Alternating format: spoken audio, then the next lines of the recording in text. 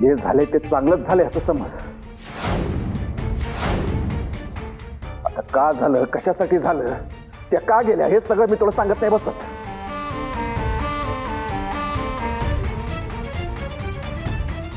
आता त्यांचा आणि माझा कायमचा संबंध संपला. आणि तर परत तुम्हाला याबद्दल काही विचारू नको. बाबू अरे पण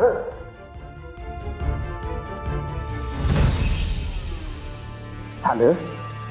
अजून तुझ्या काय खेळ्या असतील ना त्या खेळून घे.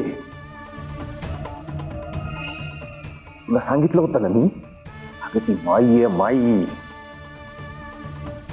तुझं सगळ्यात महत्वाचं शस्त्र निकामी करून टाकलं तिनं.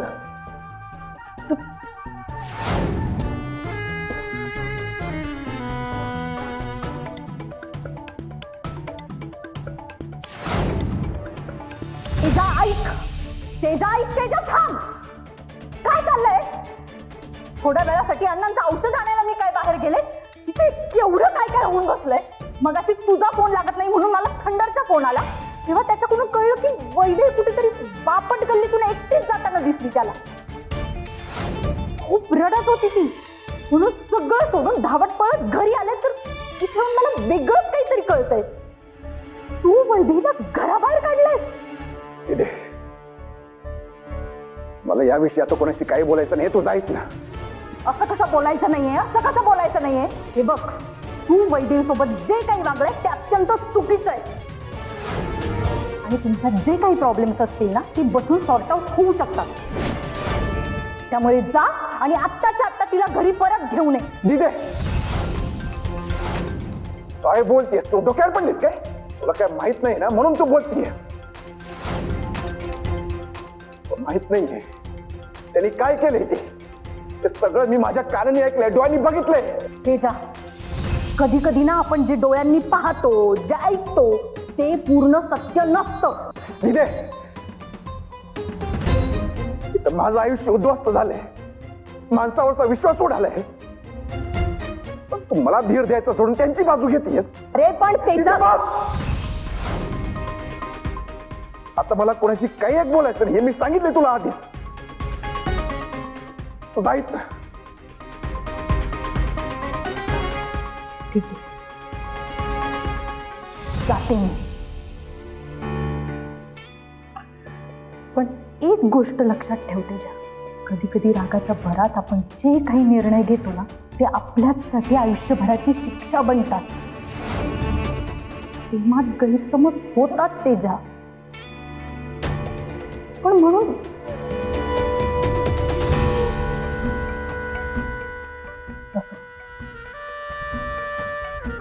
पण तेजा,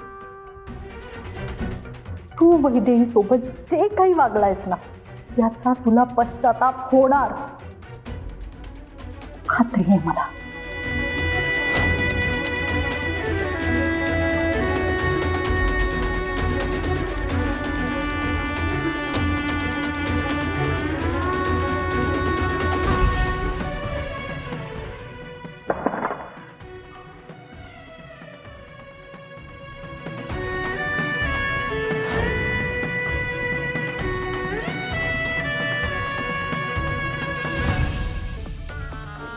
ही पोरगी बऱ्या बोलानं ऐकल असं वाटत नाही. फार डोक्यावर येऊन बसली. मग आता माई आता काय, ज्यांना समजत नाही त्यांना समजवावं लागतं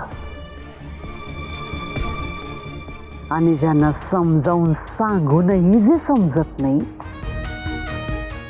त्यांना धडा शिकवावा लागतो. आली धडा शिकवायची वेळ आली. यंत्रणा लागली ना कामाला.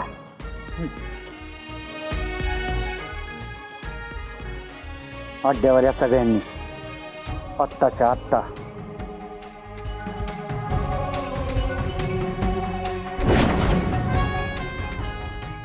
चांगलंय.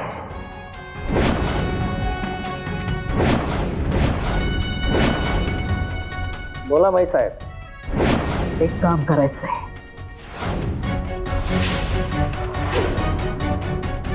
जीव घ्यायचा नाही, पण जन्माची अक्कल काढली पाहिजे.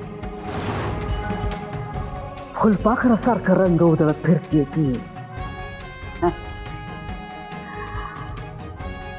पण ती विसरली. फुलपाखराचं आयुष्य छोट असतं.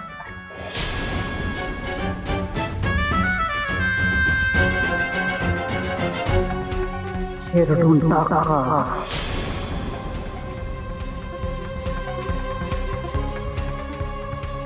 असं चिरडून टाका. प्रत्येकाला कळलं पाहिजे माईच्या विरोधात गेला काय हाल होत होते.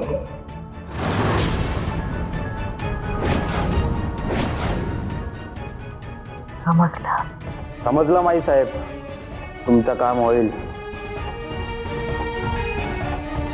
फोटो आणि लोकेशन मोबाईलवर पाठवतो.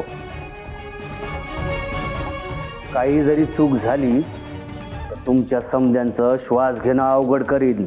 कळलं का? काळजी करू नका जालिंदर भाऊ, काम होऊन जाईल. निघा आता.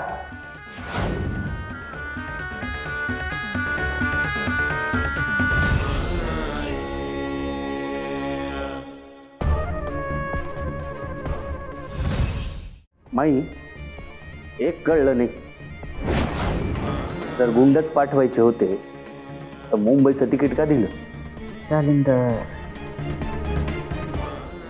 तिला असं वाटायला नको का आम्ही तिला जीव वाचवण्याची संधीच दिली नाही.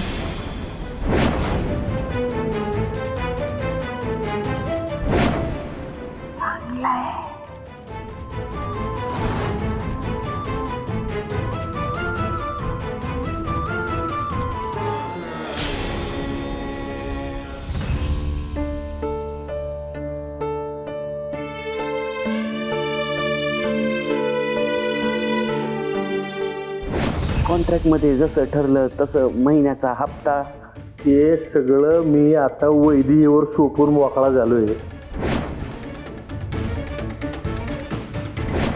एवढं जाली वस्त्र सोडले म्हणल्यावर माईंना गुडघट टाकावंच लागेल.